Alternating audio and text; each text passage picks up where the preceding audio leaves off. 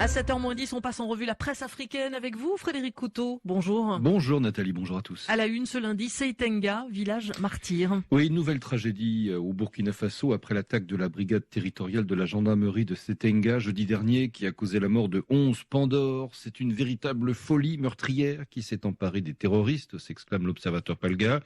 En effet, dans la nuit de samedi à dimanche, ils s'en sont pris aux populations civiles de cette localité située près de la frontière avec le Niger, à 47 km de Dori, chef-lieu de la province du Séno. Les victimes se compteraient par centaines, s'exclame le journal. Combien y a-t-il eu de morts exactement toute la journée d'hier, pointe le quotidien ouagalais. Des chiffres aussi apocalyptiques les uns que les autres ont circulé sur les réseaux sociaux. 170 voire 200 morts, des chiffres pour l'instant invérifiable. Ce qui est certain, à en croire le gouvernement, relève pour sa part Ouakhatsera, c'est que cette énième forfaiture a provoqué un déplacement des populations de cette localité vers la commune de Dori. Oui, plus de 3000 personnes, selon des sources régionales. En tout cas, poursuit le site d'information burkinabé, cette tragédie de Seitenga est bien une réalité. Et les bruits de la ville continuent d'enfler et de grossir les inquiétudes d'une population burkinabé qui pensait que ses forces de défense et de sécurité avaient repris du poil de la bête pour de bon.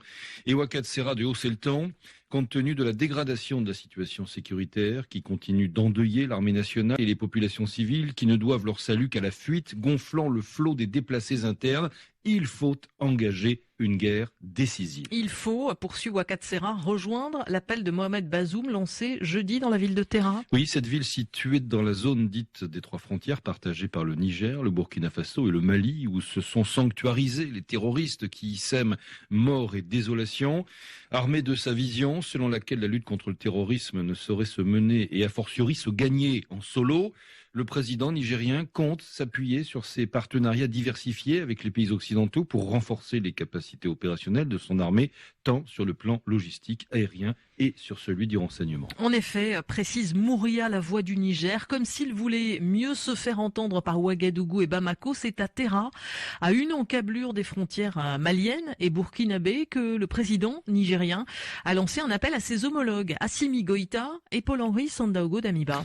Quand vous passez la frontière du Niger, vous n'avez affaire qu'à des espaces occupés par les terroristes, s'est exclamé le président nigérien, et ça rend difficile le travail que doivent faire nos forces. Il est souhaitable, il est urgent, a poursuivi Mohamed Bazoum, que les pays frères du Mali et du Burkina Faso puissent se relever. La conviction du chef de l'État nigérien, poursuit Mouria, est qu'il n'est point de victoire possible pour l'un des trois États dont les destins sont imbriqués. Nul ne s'en sortira seul. Hélas, déplore encore le site d'information nigérien, hélas, la mise à mort récente de la force conjointe du G5 Sahel par le Mali qui s'en est retiré n'est pas faite pour arranger les choses. Frédéric Couteau pour un aperçu donc de la presse africaine. On vous retrouve, Frédéric, dans 3 heures pour une revue de presse intégrale. Dans 6 minutes.